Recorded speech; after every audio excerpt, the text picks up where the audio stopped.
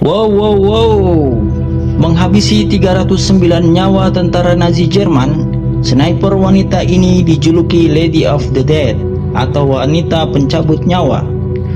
Sobat Wow, inilah kisah nyata Lyudmila Pavlichenko, seorang sniper wanita Rusia yang lahir pada tahun 1916. Kisahnya mulai diketahui oleh publik ketika ia menjadi salah satu delegasi siswa yang berpidato di Gedung Putih Amerika Serikat. Bahkan Lyudmila Pavlichenko akhirnya menjadi sahabat dekat ibu negara Eleanor Roosevelt, istri Presiden Amerika Serikat Franklin D. Roosevelt saat itu. Kisah kepahlawanan Lyudmila Pavlichenko diabadikan dalam sebuah film yang berjudul Battle for Sevastopol.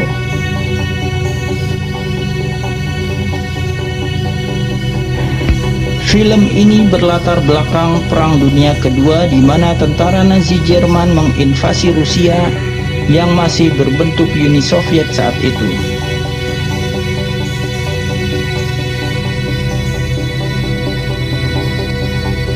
Di sana ada sebuah kota yang bernama Sevastopol yang mati-matian dipertahankan oleh tentara Rusia.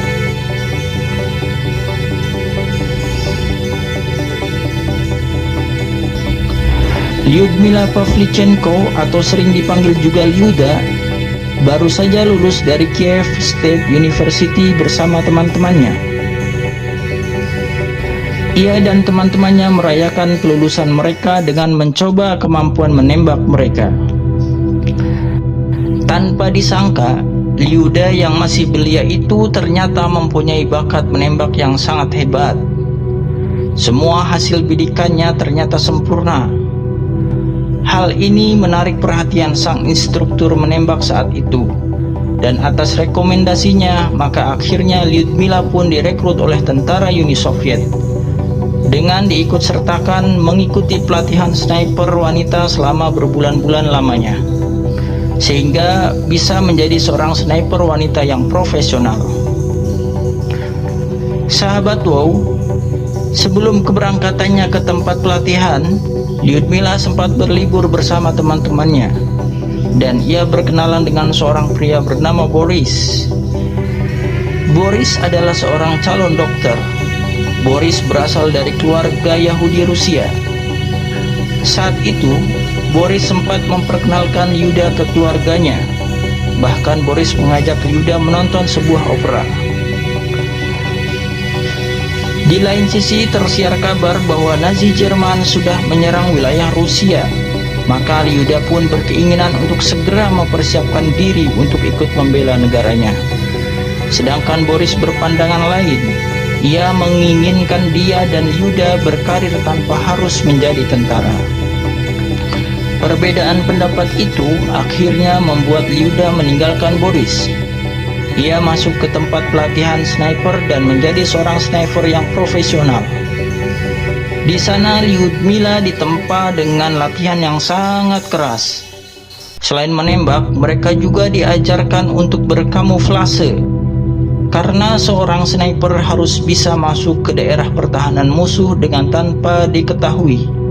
Mereka diajarkan untuk berkamuflase menjadi benda apapun.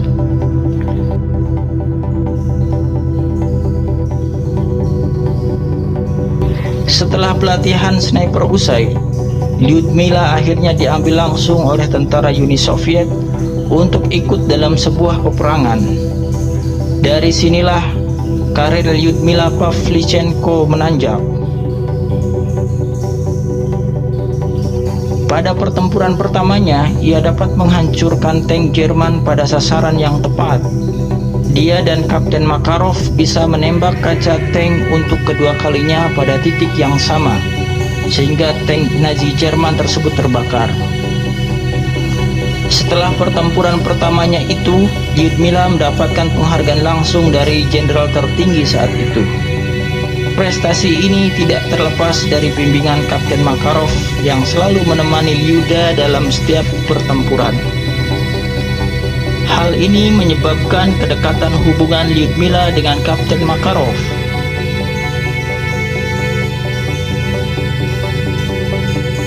Di lain waktu, Lyudmila bertemu Masha, teman sekampusnya dulu yang akhirnya menjadi tentara juga di bagian medis.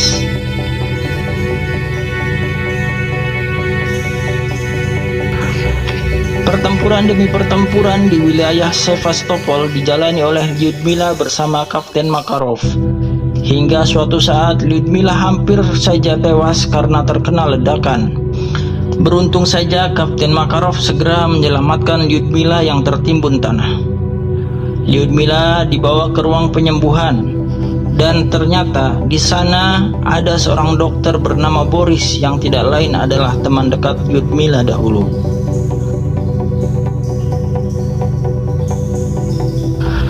Sementara itu, serangan tentara Jerman semakin sengit dan membabi buta. Para penduduk kota Sevastopol dievakuasi ke seberang melewati Selat Kaukasus.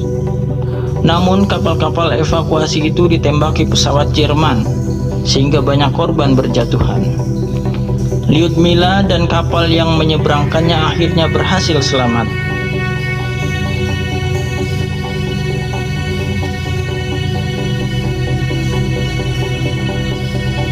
Setelah menjalani perawatan yang intensif, akhirnya Lyudmila Pavlichenko kembali pulih. Namun ia mendengar kabar bahwa Kapten Makarov telah tewas dalam sebuah pertempuran yang sengit.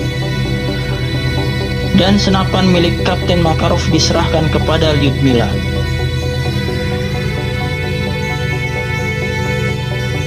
Lyudmila yang sangat terpukul saat itu menginginkan untuk kembali ke medan pertempuran, walaupun sebenarnya kondisi kesehatannya tidak memungkinkan. Akhirnya, dengan bantuan Dr. Boris, Lyudmila dapat kembali diizinkan ke medan pertempuran di Sevastopol.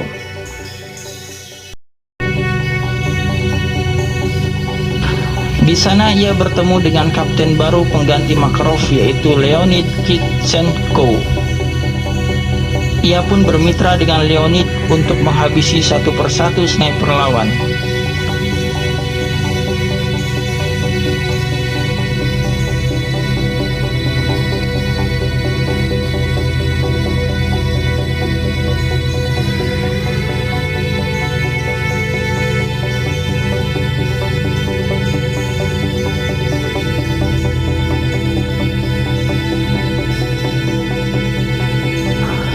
Suatu ketika Masha mengundangnya untuk menghadiri pernikahannya. Namun ketika Lyudmila bersama Kapten Leonid datang, ternyata calon pengantin laki-laki Masha baru saja meninggal dunia.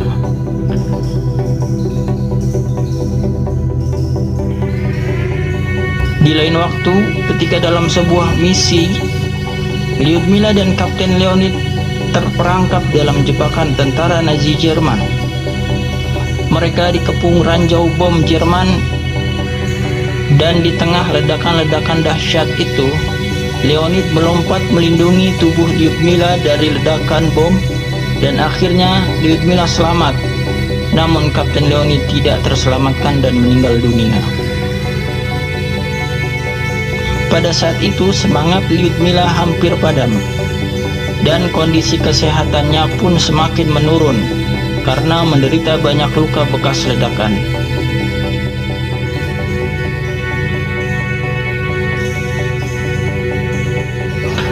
Media Jerman memberitakan bahwa Lyudmila Pavlichenko sudah meninggal dunia.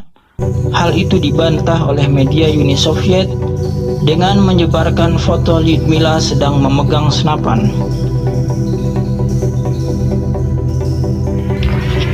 Akhirnya, Lyudmila kembali ke medan pertempuran karena ternyata di pihak musuh ada sniper handal yang menyainginya, yaitu sniper milik Nazi Jerman yang bernama Otto von Singer.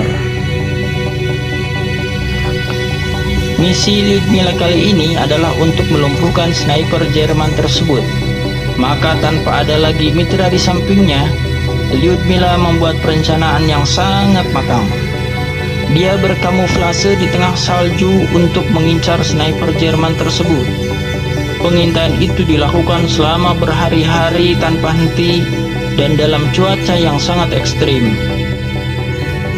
Di akhir pengintaian, Akhirnya Lyudmila berhasil menembak mati sniper Jerman tersebut dan misi pun selesai.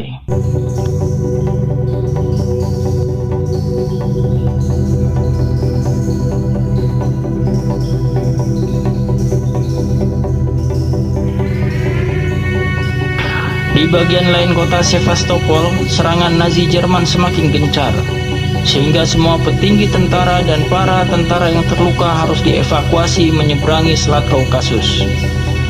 Saat itu Boris berusaha meyakinkan para petinggi Uni Soviet agar Lyudmila Pavlichenko diselamatkan, dan saat terakhir evakuasi itu pun datang. Boris membawa Lyudmila ke kapal untuk dievakuasi, sembari berjanji akan menikahi Lyudmila dan mempunyai keluarga bersamanya. Dan tiba-tiba Boris mengucapkan selamat tinggal karena dia akan tetap mempertahankan kota Sevastopol bersama tentara yang lain. Sedangkan Lyudmila berteriak histeris memanggil Boris, namun kapal pun segera berangkat. Lyudmila berhasil diselamatkan, namun kota Sevastopol bersama Boris dan para tentara Uni Soviet yang lain di bumi hanguskan oleh tentara Jerman. Di akhir cerita, Lyudmila bisa bertahan hidup hingga Rusia mampu menaklukkan Nazi Jerman. Dan di akhir hidupnya, ia menghindari pertempuran dan menjadi seorang instruktur di tempat pelatihan sniper di Rusia. Ia mempunyai seorang putra dan masih berteman baik dengan Eleanor Roosevelt atau ibu negara Amerika Serikat saat itu. Dari kisah nyata ini, kita bisa mengambil kesimpulan bahwa peperangan hanya membawa penderitaan bagi semua pihak. Tidak ada kebahagiaan dalam sebuah peperangan. Dan dari kisah seorang Lyudmila Pavlichenko juga, kita bisa mendapatkan pelajaran bahwa terkadang mental kita harus kuat untuk menghadapi semua kenyataan hidup yang pahit. Jadi jika Sobat Wow saat ini sedang mengalami masalah dalam hidup, kuatkanlah mental, karena hidup akan selalu berjalan.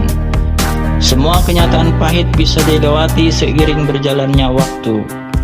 Terima kasih sudah menyimak kisah nyata ini, dan dukung terus channel Kisah Wow dengan cara subscribe, like, komen, dan share ke teman-teman kalian. Sampai jumpa pada kisah wow berikutnya. Terima kasih, bye-bye.